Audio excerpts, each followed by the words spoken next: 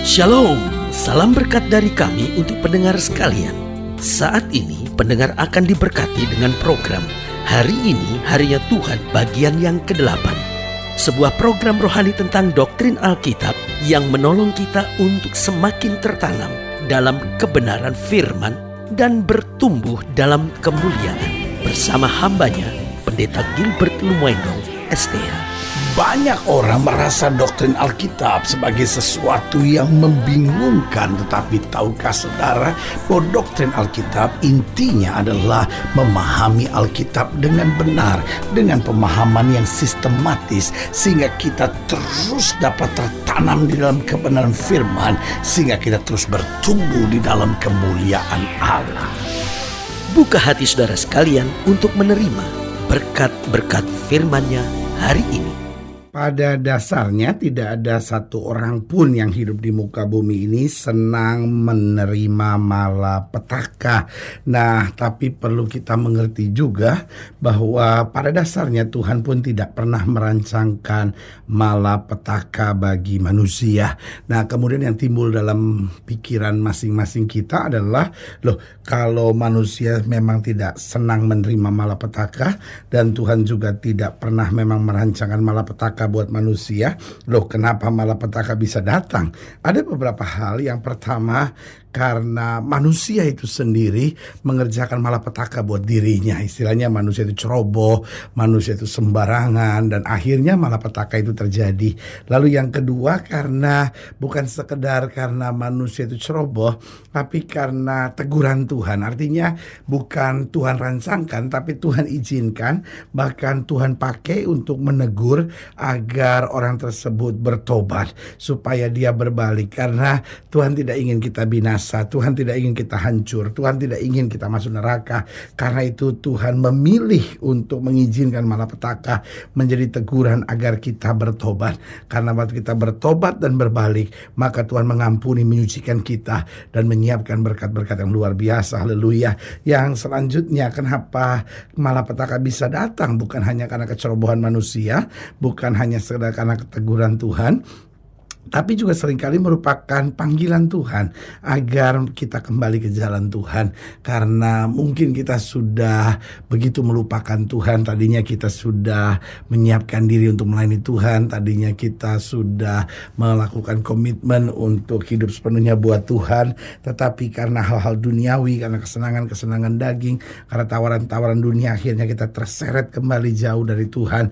Lalu Tuhan dalam tanda petik terpaksa harus memanggil kita kembali ke jalan Tuhan, supaya kita dapat kembali kepada komitmen, supaya kita jangan sampai dihukum oleh Tuhan. Maka Tuhan memanggil kita melalui malapetaka. Lalu selanjutnya, kenapa malapetaka datang? Karena ini merupakan pelajaran yang Tuhan berikan untuk mengarahkan kita pada rencana Allah. Karena mungkin jalan kita sudah mulai melenceng, karena mungkin jalan kita sudah mulai berbahaya, dan Tuhan mulai memberikan pelajaran dengan mengizinkan malapetaka. Tujuannya baik, supaya kita kembali ke rencana Allah. Karena waktu kita kembali ke rencana Allah, di situ kita mendapatkan damai sejahtera. Saudara mungkin sudah mendengarkan program ini dan sudah sedang lari dari rencana Allah, sehingga yang terlihat hari-hari ini kok malapetaka demi malapetaka terjadi. Jangan keraskan hati saudara, biarkan Tuhan kembalikan saudara pada rencana Allah yang semula. Dan yang selanjutnya, kenapa kok malapetaka bisa datang? Karena ini merupakan pemrosesan Tuhan agar kita makin sempurna. Bukannya kitanya yang berdosa, bukan kitanya nggak benar, bukan kitanya yang ceroboh, tapi memang Tuhan izinkan untuk apa? Untuk proses hidup kita, agar kita makin hari makin sempurna, makin hari makin menjadi seperti Kristus. Haleluya. Selamat datang dalam program kita Hari Ini Harinya Tuhan, sebuah program rohani yang kembali mengingatkan kepada kita betapa pentingnya kita menjadikan firman Tuhan sebagai dasar keseharian hidup kita.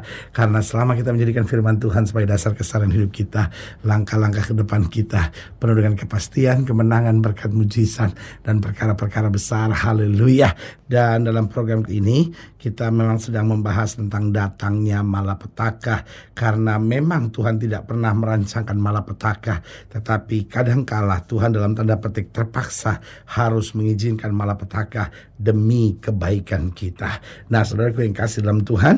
Dalam program tentang pembahasan tentang datangnya malapetaka, kita mau sama-sama belajar dari Yeremia pasal 11. Yeremia pasal 11 mulai dari ayat yang ke-9. Yeremia pasal 11 ayat yang ke-9 mulai. Yeremia pasal 11 ayat 9 sampai ayat yang ke-17. Saya membacakan buat setiap pendengar sekalian. Yeremia 11 ayat 9 sampai 17, demikianlah firman Tuhan. Berfirmanlah Tuhan kepadaku, telah terdapat persepakatan jahat di antara orang Yehuda dan penduduk Yerusalem. Mereka sudah jatuh kembali kepada kesalahan nenek moyang mereka yang dahulu, telah menolak mendengarkan firman-Ku. Mereka mengikuti Allah lain dan beribadah kepadanya. Kaum Israel dan kaum Yehuda telah mengingkari perjanjianku yang telah kuikat dengan nenek moyang mereka.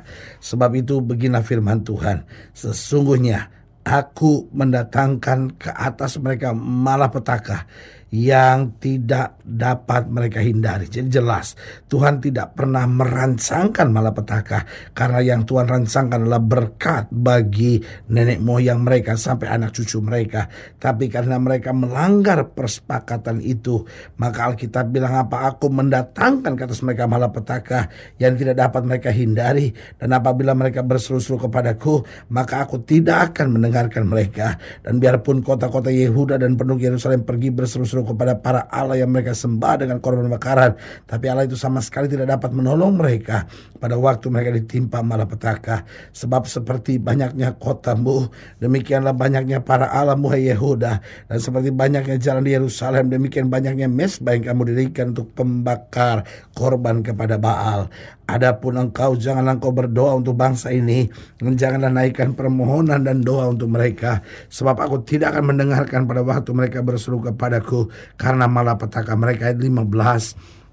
Apakah lagi urusan kekasihku di dalam rumahku? Bukankah ia sudah melaksanakan rancangan-rancangan yang jahat? Dapatkah nazar-nazar dan daging yang suci melewatkan malapetaka daripadamu, sehingga kemudian kau dapat beria-ria? Ayat 16. Pohon zaitun yang rimbun elok dipandang mata, pernah Tuhan menamai engkau, tetapi dengan bunyi keributan yang hebat ia menyalakan api pada daun-daunnya, sehingga ranting-rantingnya terbakar. Ayat 17. Tuhan semesta alam yang telah membuat kau tumbuh telah menentukan malapetaka atasmu karena kejahatan yang telah dilakukan oleh kaum Israel dan kaum Yehuda untuk menimbulkan sakit hatiku dengan membakar korban kepada Baal. Lihat saudaraku yang kasih dalam Tuhan, Tuhan menyatakan sakit hatinya kepada bangsanya. Kenapa? Karena bangsa ini telah memberi persembahan kepada Baal. Mereka telah mempersembahkan korban kepada Baal. Mereka menduakan Allah yang mengasihi mereka, yang membela, yang menyertai mereka. Kemudian Tuhan berkata, aku mendatangkan malapetaka. Kenapa Tuhan mendatangkan malapetaka? Agar mereka bertobat, agar mereka kembali, agar mereka lepaskan segala kebodohan ini. Pertanyaannya, siapa yang tidak akan dapat ditimpa oleh malapetaka? Jelas dari sini kita bisa melihat bahwa rancangan Allah dari mulanya bukan malapetaka tapi berkat. Sehingga siapa yang tidak akan ditimpa malapetaka? Yang pertama, orang yang menjaga komitmennya benar dengan Tuhan. Saudaraku yang kasih dalam Tuhan, orang yang memegang perjanjian dengan Tuhan. Sekali saya hidup buat Tuhan, selama-lamanya Tuhan segala-galanya buat hidup saya. Saudaraku yang kasih dalam Tuhan, dia tidak akan pernah ditimpa malapetaka. Alkitab bilang 1.000 boleh rebah di sisi kirimu, 10.000 boleh rebah di sisi kananmu, tapi itu tidak akan menimpamu. Lihat seorang yang bernama Daniel, bagaimana dia menjaga komitmennya benar di hadapan Tuhan. Sekali dia berkata hidupnya buat Tuhan, dia tidak menjamah yang najis, dia tidak makan dan tidak minum makanan dan minuman yang najis. Saudaraku yang kasih dalam Tuhan, ketika dia harus menyembah dewa-dewa yang dibuat oleh Tuan Raja, dia tetap menolaknya. Dia dibuang ke gua singa karena dia tidak boleh berdoa kepada Allah lain kecuali kepada dewa-dewa yang dibuat oleh kaisar, oleh raja. Tetapi saudaraku yang kasih dalam Tuhan, dengar baik, justru orang-orang yang memegang teguh komitmennya dengan Tuhan tidak akan ditimpa malapetaka. Allah yang membela mereka, Allah yang menjamin mereka, Allah yang memberikan kemenangan gilang gemilang bagi mereka. Haleluya. Yang kedua, siapa yang tidak akan ditimpa oleh malapetaka? Yaitu orang yang cepat bertobat dari segala kesalahannya. Artinya ketika dia tahu dia salah, dia cepat bertobat. Oh, Daud bersalah. Daud berkata, aku telah berdosa kepada Tuhan. Saudaraku yang kekasih dalam Tuhan, ini yang saya bilang, setiap kita bisa aja salah, tapi kadang kala kita ngotot, kita merasa ya saya benar, saya akan buat begini karena saudaraku yang kasih dalam Tuhan, kita boleh punya 1001 alasan kenapa kita salah, tetapi 1001 alasan ini tidak pernah bisa membenarkan kesalahan kita. Kesalahan adalah kesalahan, harus kita bayar dengan pertobatan. Dan kalau kita mau bertobat, hancur hati datang pada Tuhan, Tuhan bisa memulihkan kita dan menjauhkan kita kembali dari malapetaka.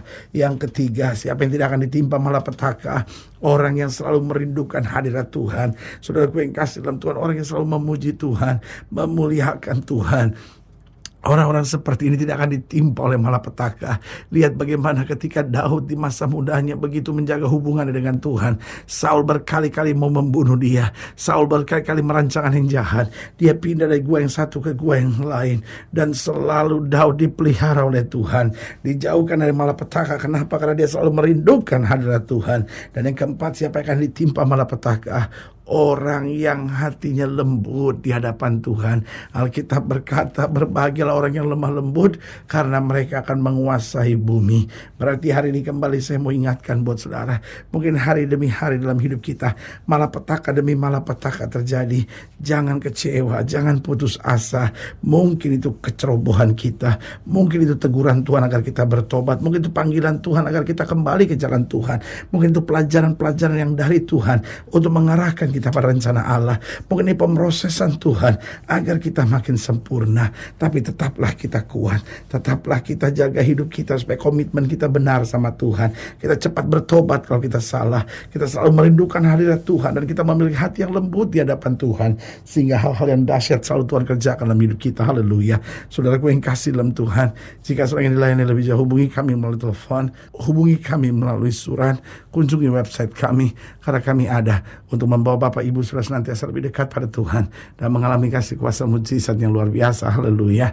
Secara khusus melalui program ini juga saya mau berdoa buat setiap orang yang sakit, setiap orang yang berbeban berat, karena saya percaya bahwa bagi Allah tidak ada perkara yang mustahil.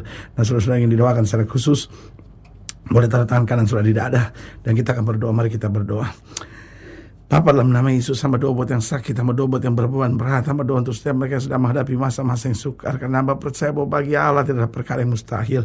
Bapa, hamba berdoa di dalam nama Yesus, Tuhan jamah, yang sakit Tuhan sembuhkan, yang lemah Tuhan kuatkan, yang susah Tuhan hiburkan, yang jatuh Tuhan angkat, yang berbeban berat Tuhan berikan kelegaan, sehingga hari ini menjadi hari mujizat. Bahkan mereka yang taruh tangan kanannya di dada, hamba doa di dalam nama Yesus, Tuhan jamah, sehingga kami bebas dari malapetaka, kami hidup dalam kebenaran.